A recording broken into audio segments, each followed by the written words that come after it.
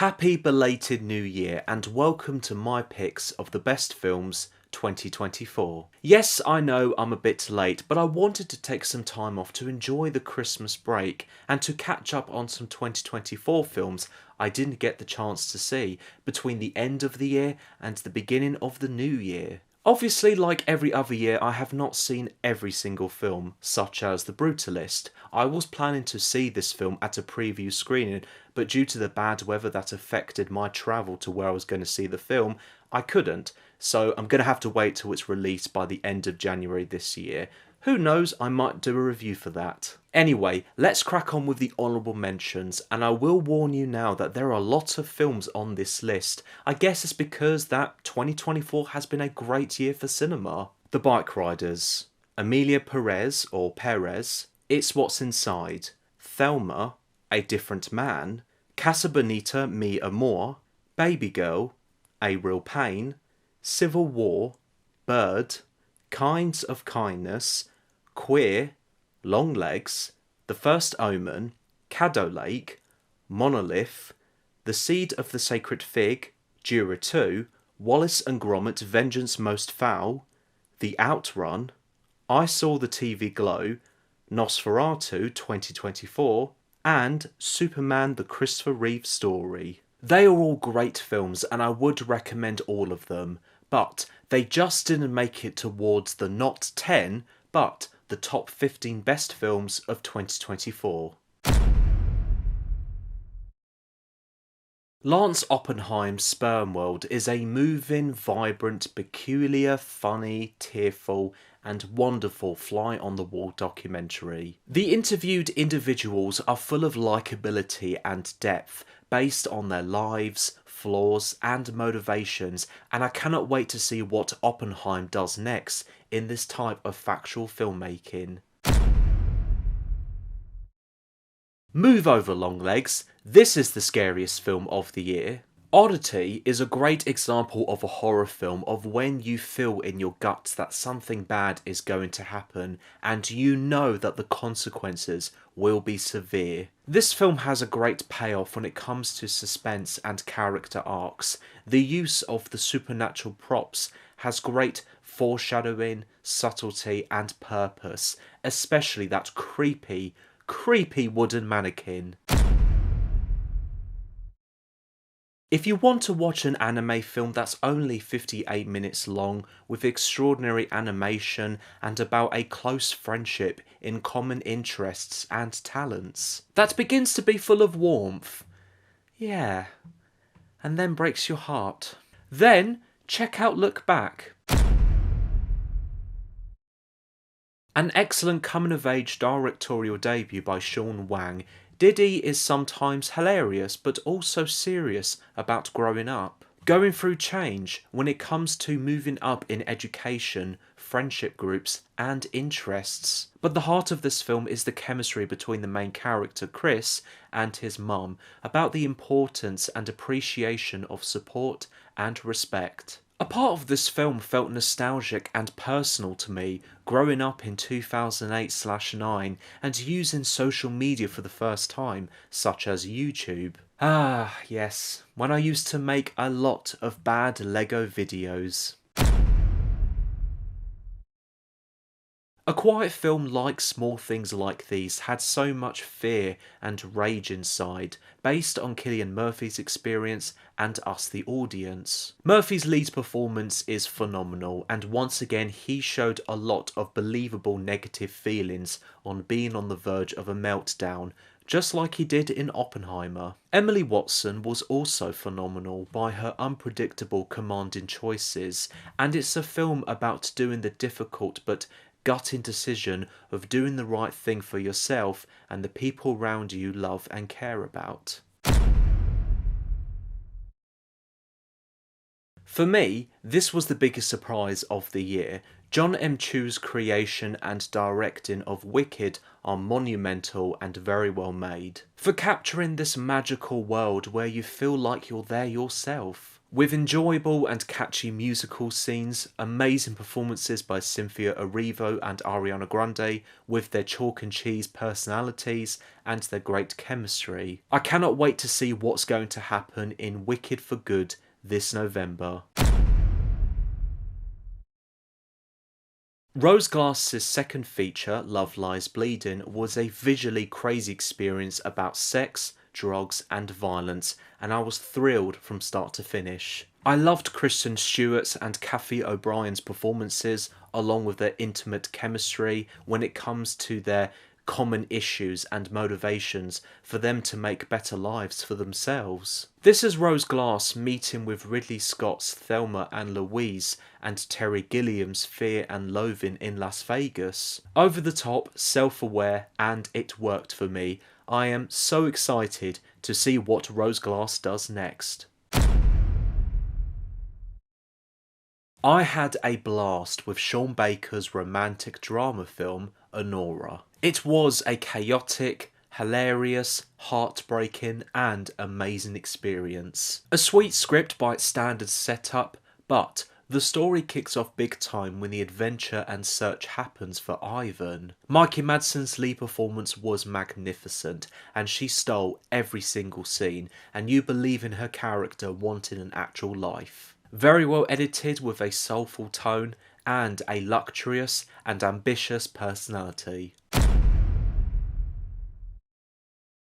Nickel Boys was a remarkable film by Ramel Ross with so much empathy by the incredible technical approach of the camera work on the use of the point of view shot. Natural, believable, subtle and human, it makes you feel like you're in the bodies and shoes of the characters and the horrific treatments they experience at Nickel Academy. All of these feelings are carried by the fantastic performances of Ethan Harrissi and Brandon Wilson, and I definitely will be rewatching this.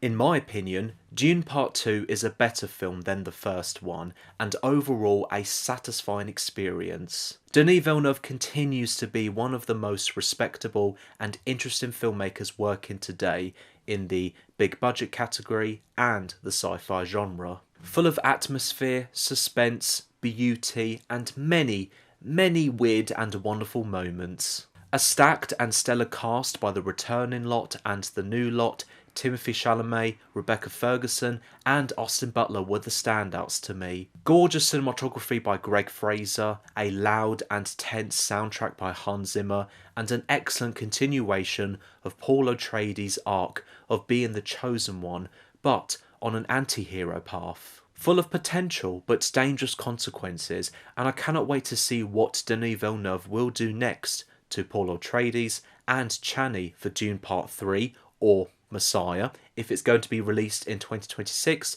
or the years after.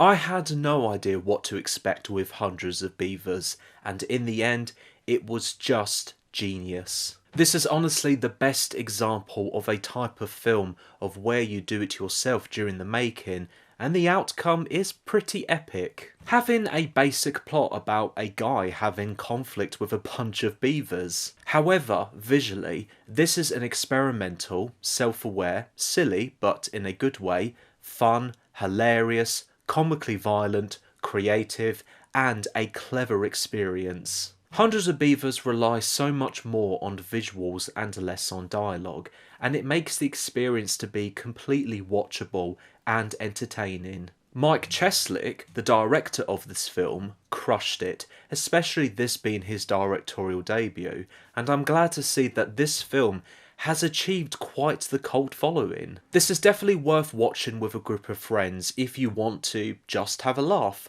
or even if you plan to get drunk or high. Luca Guadagnino's Challengers was full of energy and excitement, and it is still my favourite in his filmography. Zendaya, Josh O'Connor and Mike Faist strive based on their performances, and alongside with their understandably competitive, passionate and toxic personalities. Just like me, if you don't like tennis, you will enjoy this film, and it is cinema, just like a lot of other subjects can be as well. The editing of the non-linear presentation felt relevant and never confusing, and also a tennis ball being hit back and forth between the past and the present. Honestly, Challengers has the score of the year by Trent Reznor and Atticus Ross. It is full of excitement and it will bring you into the zone from the beginning of the film. George Miller's prequel to Mad Max Fury Road has shown that he has still got it at the age of 79. Mind-blowing variety of action sequences, practically and visually. Anya Taylor-Joy was marvellous as a young Furiosa by showing so much empathy on more on her facial expressions and less on dialogue. Chris Hemsworth as the antagonist, Dementis, delivered a career-best performance with his unpredictable and sickening personality. A personal film in the Mad Max franchise, and in my opinion, it is one of the better prequel films out there. It's my favourite blockbuster IMAX experience of the year. I had the pleasure of seeing it at the BFI IMAX with the biggest screen and loudest sound, and it was worth it. The Heart of Sing Sing is about this spiritual and empathetic look into individuals based at a prison we don't get to know and see as much, and it's an incredible piece of storytelling. This is a film about never judging a book by its cover, and how the supporting arts can support, express, unlock, and give someone another chance in life for the better. Natural dialogue, personal cinematography, and a tone full of humour, sadness, and heart. Coleman Domingo once again crushed it. I will always support whatever this guy does next, and like I said in my review, I hope this is his chance to win the Academy Award for Best Actor. So now we have come to the #1 pick of the year. This is, in my opinion, like many others have said as well, the best film of 2024.